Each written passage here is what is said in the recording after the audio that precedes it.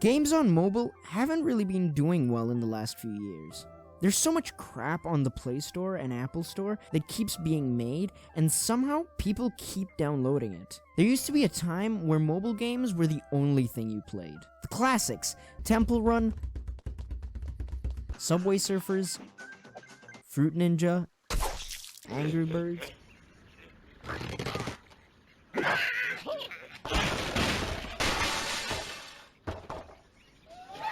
Jetpack Joyride,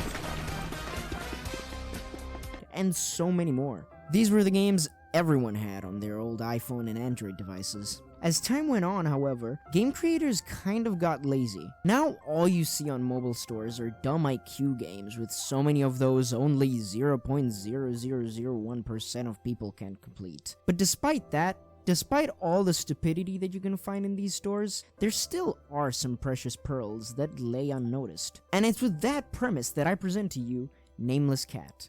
Nameless Cat is a beautiful indie game released in 2017 by Kotoba Games. It follows the adventures of an unnamed cat traveling in a wide variety of 3 worlds. Yeah, unfortunately there are only 3 worlds in this game. However, the quality and production design in each of the 15 levels in every world is really something else. Let's start off with the game itself, the controls and the visuals. Alright, let's get some obvious things out of the way first. This is a mobile platforming game, so the controls can be really simple. There are 4 buttons in this game: the left and right buttons, the jump button, and the teleport button. The first 3 are basic. I mean, they're in every game. It wouldn't be a platformer without them. The teleport button, however, is the whole thing this game is based around. With this button, you can teleport to various, what I'm gonna call checkpoints, and so progress through the game. I guess you could consider this as a puzzle game, because you're trying to find ways to finish the levels. Yeah, anyway, that's basically all you need to know about the way this game works.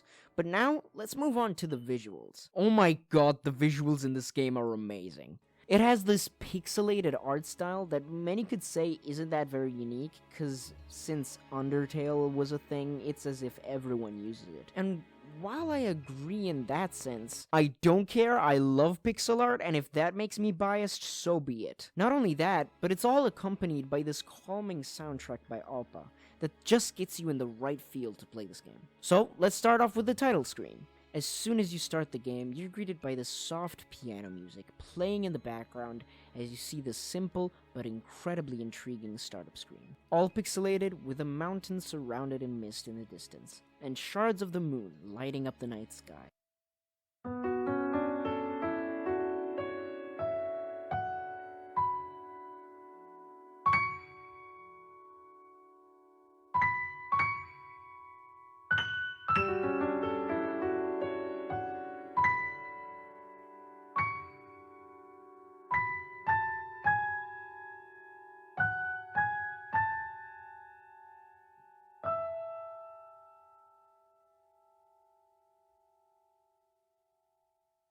Now, I will say something about this title screen that bothers me a little bit. And this is a nitpick, but hear me out. I wish the music continued. Yeah, the music loops after a bit, but after the first piano notes, it just leaves this empty silence that's kind of uncomfortable to listen to if you stay long enough. This definitely was intended to be a game where you start it up and immediately jump right into the first level, which is completely fine, but I wish I could stay and relax listening to the music instead of hearing my heartbeat in all that silence. Moving on to the world selection, we only have the first level and the first world to choose from, obviously. But it doesn't even give you the chance to look at the next world that you're gonna face. And that mystery is honestly really cool, if a bit disappointing. As I was playing through this game, I didn't know when I was gonna finish, which makes sense, right? Not knowing how many other levels there are meant that I didn't know when it was gonna end. And that kinda made me hyped. Because after every world, I wanted to see what was next of this beautiful game. And the revelation that there were only 3 worlds kind of disappointed me. Well, looking back, I probably shouldn't have been disappointed, because this game was honestly pretty hard, so it took me a while to complete it all.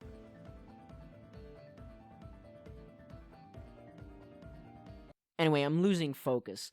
Let's jump right into the first level. I was kinda confused jumping into this game, more so for the story. There was this black orb that talks to you, and in the second level, the orb introduces itself as the caretaker of this world, which couldn't be vaguer, and says that to return home, you have to collect all the little white orbs in this world.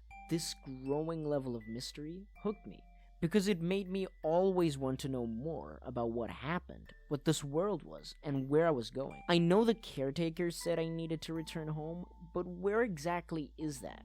We later find out that the little white orbs are actually our treasure, whatever that means, and that no one else can see it, including the caretaker who confuses it as a snowball. Let me take a quick shift in what I was talking about to say the music is amazing. I know I already talked about this in the beginning of the video, but that was just the startup screen.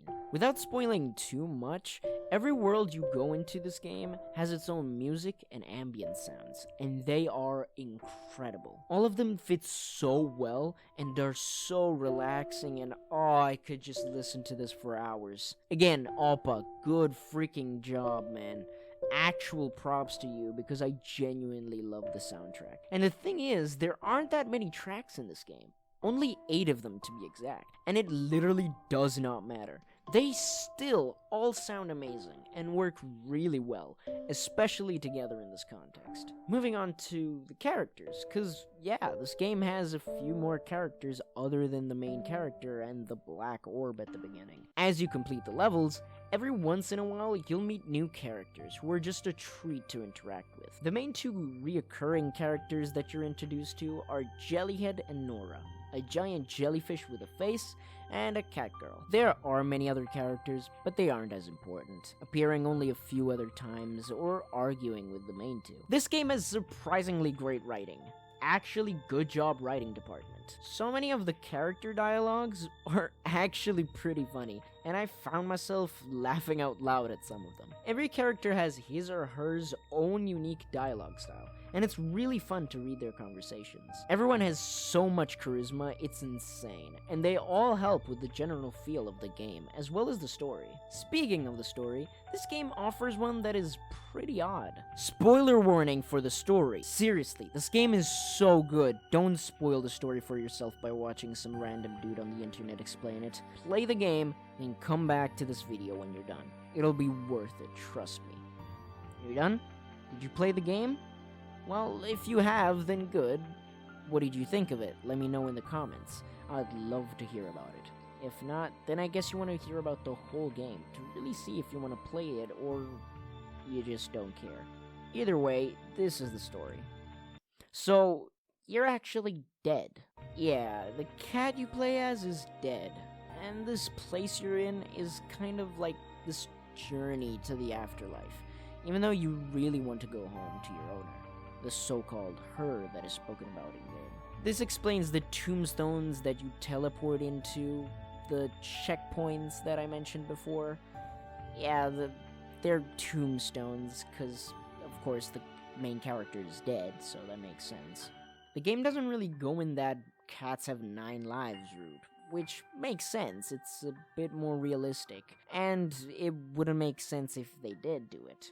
I mean, you finish the game and then it says, well, you have 8 more lives, so let's keep playing. It has to stop somewhere. And if you really want to think about the 9 lives, just say that you're, like, on your last one. I don't know. Anyway, after beating death, I guess, yeah, there's this black orb that fights you in the end. I don't really know what to call it, so death, I guess.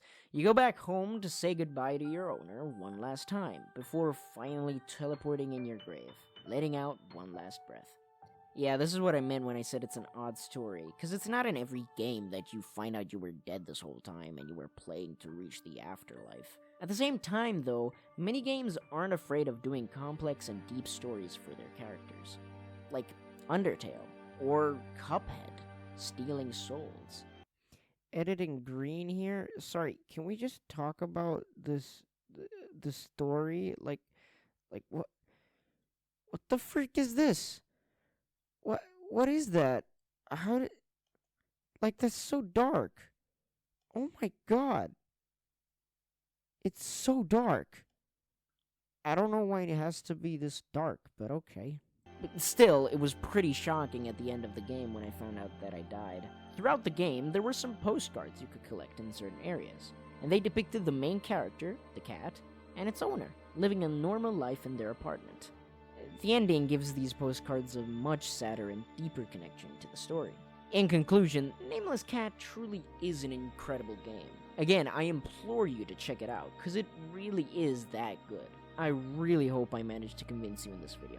If not, let me know why in the comments. I'd love to hear your opinion of why you liked or didn't like it. Either way, this game shows that there still are good mobile titles out there, and that indie developers are cracked at making games. Anyway, this video was just an excuse to talk about a cool game I found on Play Store, but it turned out a really fun video to research and write. I hope you enjoyed this video. If you did, it'd mean the world to me if you liked it and or subscribed. If I get a few likes on this, I can do another video in the future where I talk about a cool game that I found. Anyway, my usual Minecraft videos are coming soon enough. I'm still getting used to this YouTube thing. Thanks for sticking with me and watching my videos, and I'll see you next time. Editing green here? Yeah, I just, while researching this video, I found out that there's another game called Catbird that's pretty similar to Nameless Cat.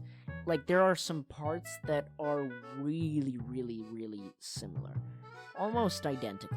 And I knew that I had to say something, otherwise people in the comments would just tell me about it. I tried to find out which one came first, but I didn't really find anything. I might have been looking in the wrong places. Either way, it doesn't change my opinion. Nameless Cat is a really good game. Some people love Catbird more, which, you know, fair, everyone can like their own things. Anyway, I felt I should mention it, because otherwise people in the comments would tell me about it. That's it for this video. Thanks for watching again, and I'll see you next time.